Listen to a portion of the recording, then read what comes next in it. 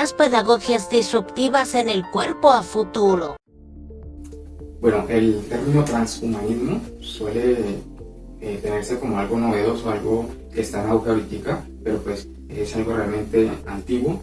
Tenemos a Max More, 1990, quien exponía este término transhumanismo como una filosofía futurista. El término transhumanismo, desde la mirada de diferentes autores, tiene diferentes concepciones, pero pues igualmente todas llevan a lo mismo, que es la modificación del ser humano, ya sea para sus mejoras, solucionar incógnitas, resolver problemas como enfermedades, y se busca alargar la vida útil, mejorar la memoria. En otras situaciones es articular toda aquella ciencia y tecnología junto con sus ramas a lo que es el ser humano. Filósofos como Andy Clark pues dice que el individuo es espontáneamente capaz de incorporar a su cuerpo prótesis y mejorarse.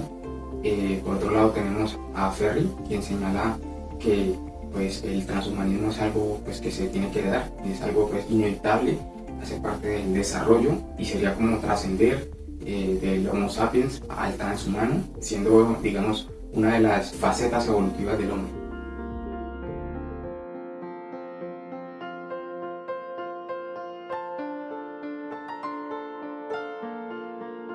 De la escala del 1 al 10, ¿qué tan importante considera usted que son las tecnologías digitales para la educación física de hoy? ¿Por qué?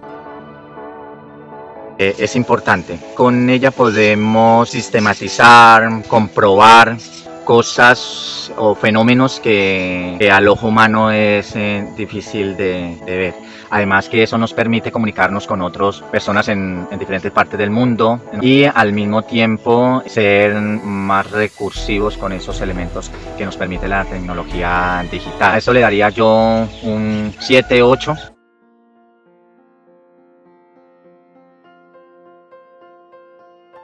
Yo diría que 10 es lo máximo. La educación del siglo XXI, y por supuesto la educación física no es ajena a este tipo de proceso, requiere que la tecnología facilite, se articule como un componente más de la metodología.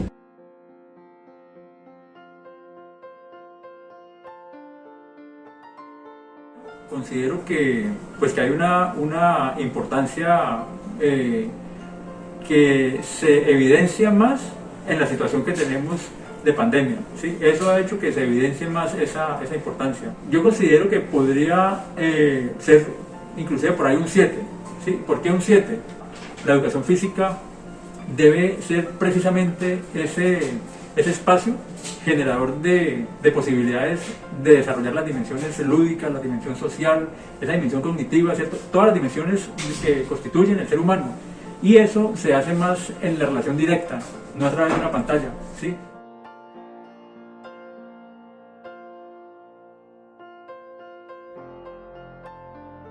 De 1 a 10, yo diría que un 10. Cuando empezó la cuarentena, todos los docentes de educación física tuvimos que prácticamente hacer una reconfiguración a cómo íbamos a plantear nuestras clases de educación física a través de la webcam, a través de la cámara, a través de que los estudiantes estuviesen en su casa solos haciendo el ejercicio. Entonces, de alguna manera favorecimos algo muy importante, que es el aprendizaje autónomo.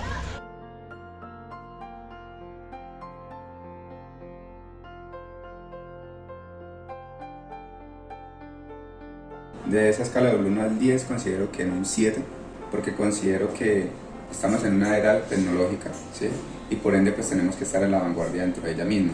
Y esto nos permite poder tener un mejor acercamiento con la población de educandos y a su vez poder aprovechar estos espacios.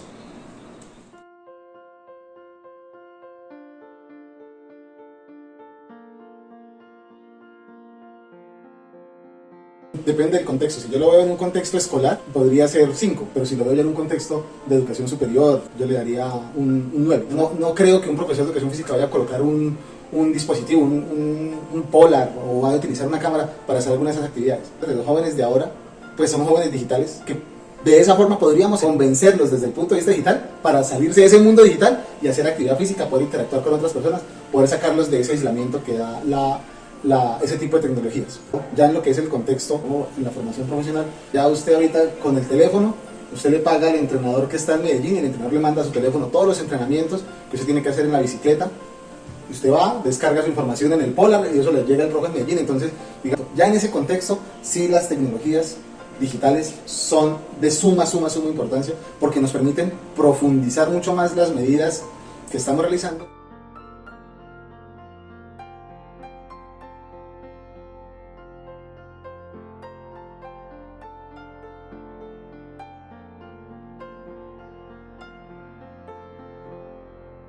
Yo considero que son importantes, ya que hay una diferencia en el aprendizaje entre un chico en el cual se utilizan dichas tecnologías digitales del que no se le utilizan las tecnologías digitales. Así que si tengo que calificar del 1 al 10, yo pondría un 8.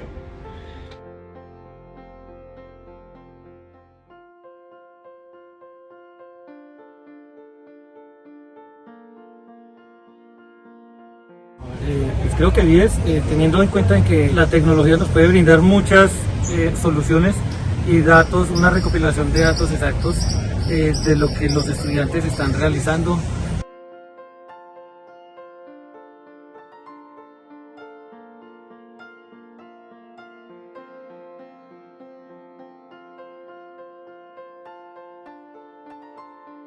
Sería un 8, porque esto es un mundo globalizado, un mundo actualizado, un mundo que ha cambiado y hoy por hoy no solamente la educación y la educación física se mueve a través de tecnologías, sino distintos procesos que tiene hoy en día la humanidad.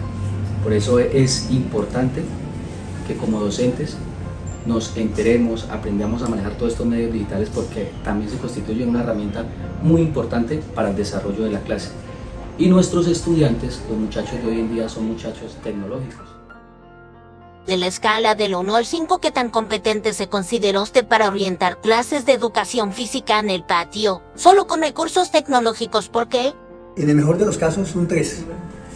Debido a que mi arquetipo formativo es del siglo XX con respecto a la apropiación de nuevas tecnologías que permitan ese aprendizaje.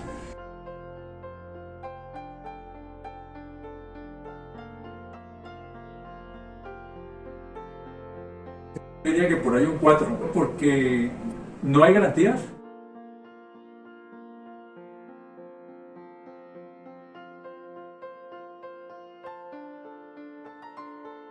Me considero competente dentro de esta escala en 4, porque considero que manejo el aspecto de aplicaciones de la educación física, no obstante no son reemplazables al profesor de educación física.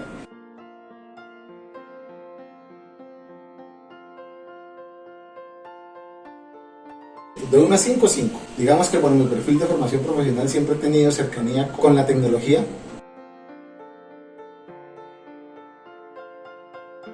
Creería que un 3, porque pues uno se basa en el trabajo directo, presencial.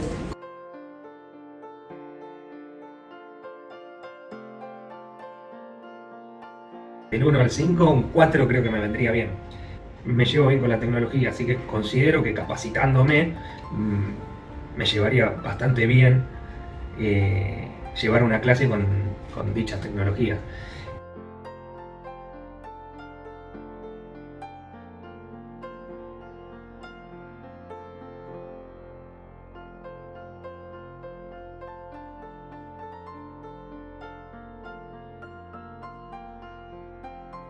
Te presento la gráfica del total de entrevistados, los que tienen cargo de docencia y los otros que son cargos diferentes, como directores y demás.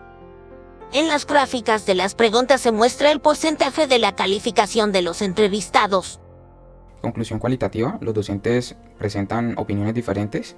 Desde el punto de vista que más se asociaron fue a la parte deportiva, la parte del rendimiento, el cálculo y las estadísticas, tal vez dejando de lado un poco aquello que es las pedagogías disruptivas en el contexto escolar. Las apreciaciones en cuanto al uso de tecnologías digitales para la educación física son bastante altas de parte de todos los educadores. Sin embargo, a la hora de contrastar estos saberes en el patio se encuentran con limitantes como la falta de dispositivos o recursos, lo que produce una baja inclusión en la tecnología, en la educación y en el contexto escolar, no permitiendo a su vez el desarrollo de las distintas competencias digitales a las que deberían enfrentar hoy en día los alumnos y del mismo modo los docentes.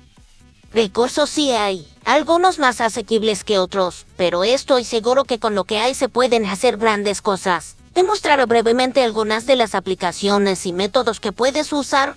Lo que en realidad se necesita es la intencionalidad, la actitud y creatividad para crear ese puente entre la pedagogía y la tecnología.